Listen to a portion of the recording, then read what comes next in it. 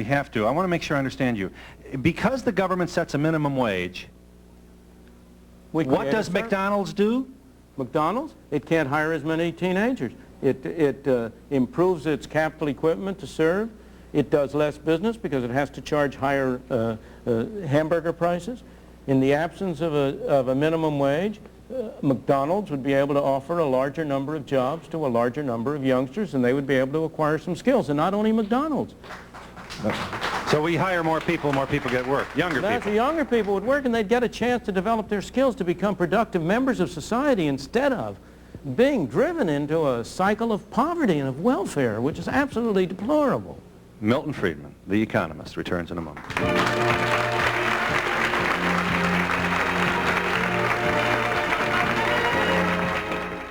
I want to know if you charge a lot for your services. In other words, how much do you get paid? As much as the market will stand. I believe in a market price, and I tell you something. I think people value what they get at what they pay for it. And what are you doing with your money?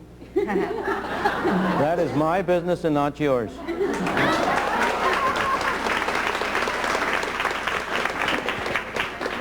Dr. Freeman. Yes. I'd like to know your view on the busing situation, especially with the gas situation. Of course, I'll be glad to tell you my view on the busing situation. The general, very little time, the fundamental idea is that people should be free to choose. That's the title of our TV series, incidentally, is Free to Choose. They should be free to choose whether they want to send their child to this school or that school or any other school. And the way to do it is to introduce a voucher scheme so that people can have freedom to choose. I am not in favor of compulsory busing. I am not in favor of compulsory integration. I am in favor of freedom. What'd you say about voucher? The voucher what? I would have a voucher system. You said I had to keep it brief, so I can only mention it. A system under which parents who chose not to send their child to a particular public school would be entitled to a payment like the GI Bill of Rights, a voucher which they could use at any school of their choice. Yeah, you know what I'm going to do? I'm going to open a school. Very good. And I'm going to hire an advertising agency. Well, wonderful. And I'm going to have cheerleaders saying, go to Donahue High, because it's got the best football team. And I'm going to get all these vouchers, and I'm going to have the biggest super school in the whole county. Wonderful. Marvelous. I don't know if it's wonderful. If you can succeed, you cannot succeed by advertising what's not true. Ford Motor Company couldn't sell an Edsel that way, and I don't think even Phil Donahue could sell lousy education that way. Yes. You know, people think the public at large are a bunch of stupid people. They're not. Yeah. Doctor, is there anything the average citizen can do to protect himself from the ravages of the rising inflation? Unfortunately, there is very, very little he can do. I hate to say this, and yet it's true. The most effective protection against inflation is high living.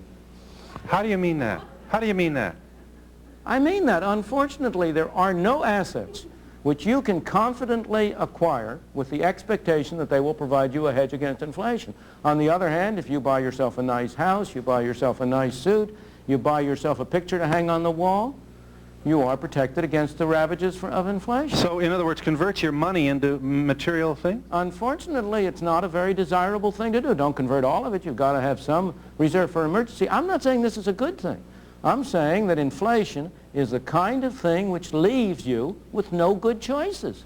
But that sounds like playing the violin while Rome is burning. Well, tell me the alternative. The question was not what the nation ought to do. Yeah. I have no difficulty in saying what our governmental policy ought to be to end inflation. That's a different question. The question is, what can I as an individual do?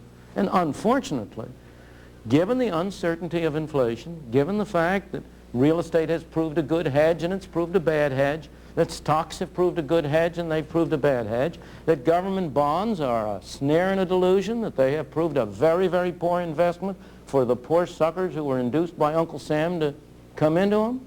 Unfortunately, there is no good way in which the ordinary citizen, the ordinary person, can really protect his assets against inflation. Dr. Friedman, I wanted to point out that a lot of people will agree that medical care costs are terribly expensive these days. And some hospitals that I know of, particularly in the South, have cost containment programs that are voluntary. Are these feasible? And if they are, why don't other businesses start them? Well, in the first place, every business has a cost containment program. There is no business in this country that doesn't unless it's on the verge of bankruptcy. In the second place, in all of these questions, one shouldn't look at the symptoms. One ought to go back and ask what the sources are. The reason why medical costs have been rising so rapidly in the country is, again, I sing the same old tune, but it happens to be true.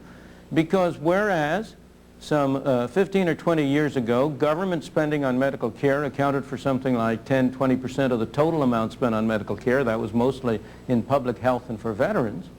Today, it amounts to something like 40% or more of the total spending, and that's what's been driving these prices up. Milton Friedman returns in a moment.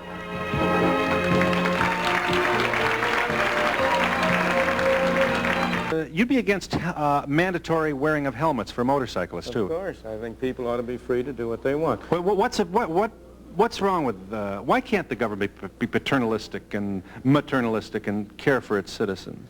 Well, that depends on what kind of government you want. Of course it can be, but it turns out that the paternalism tends to serve the interests of the people who are being paternal and not the people whom they are supposedly protecting. And it's expensive, too. I am not, don't misunderstand me. I'm not against all government measures. I'm not an anarchist. I believe we need a government for certain basic functions. We need a government to protect this country from foreign enemies. We need a government to protect me from being bashed over the head by you. And because you can find some valid function of government doesn't mean that everything government does is valid.